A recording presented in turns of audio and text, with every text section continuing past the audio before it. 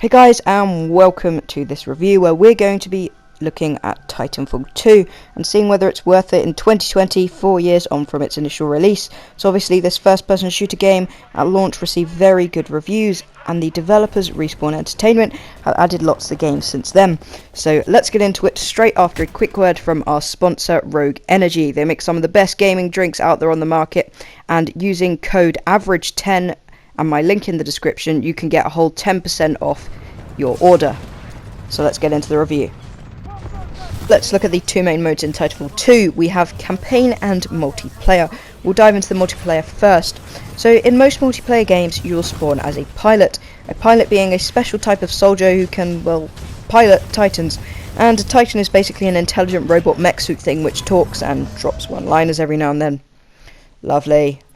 You can choose from loads of different Titans and pilots with completely unique abilities. From there you can go even further to choose your pilot's 3 main weapons, all of which can be modified and changed even more than that. Your Titan's abilities can also be customized, as you can choose which power-ups to equip and change other options. In a multiplayer game, you can't just use your Titan at will though, you have to earn it by getting kills in that match. Once you've earned your Titan, it will magically fall out the sky. Also wonderful. From there you can either get in it or let it fight by itself while you continue combat on the ground. You can command it to follow you or make it stay put and act as a turret, which is a pretty cool feature.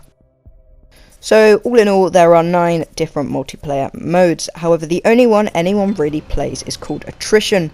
This is a 6v6 team battle where you race to reach 650 points. By killing an AI ground soldier, you earn 1 point. Kill another pilot and you get 5 points, and by killing a Titan you earn 10 points. The main selling point for this mode is the fast and unlimited respawning. It takes a matter of seconds to come back after dying, because yes, you probably are going to die many times, or maybe I'm just trash, but you can judge that yourself. Multiplayer is great for everyone, as the addition of AI soldiers allows even beginner players to contribute to their team. I especially like how as a pilot you can hijack an enemy Titan and remove its power cell to substantially reduce its health.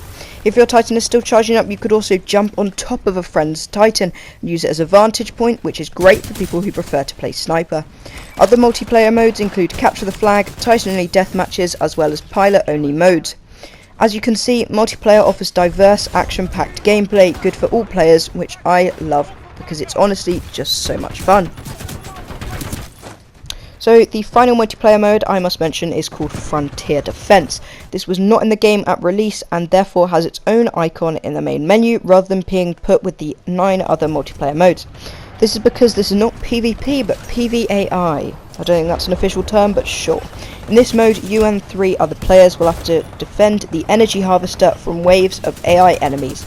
Enemies go from harmless ground soldiers to fully fledged Titans, so the style of play will have to adapt as this game unfolds. This mode is good, however I personally don't find myself playing it nearly as much as Attrition, however your mileage may vary.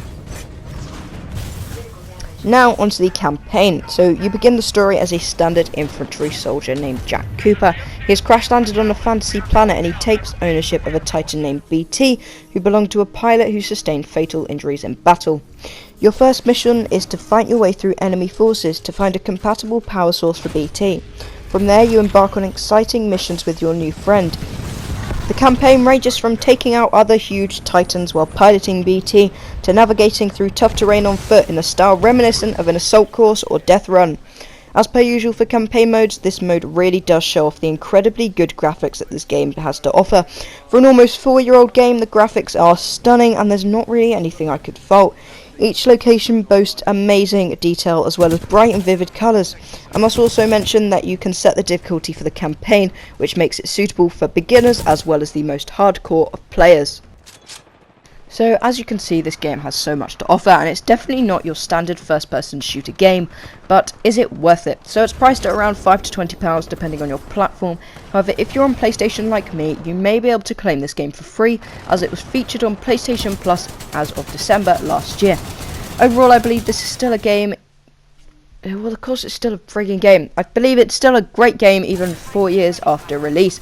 The graphics have held up amazingly and the player base is larger than you think, with at least 8,000 players online at any one time.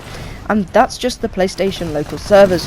If you can find a good deal, then you should definitely check it out, and any PlayStation players should definitely check their game libraries.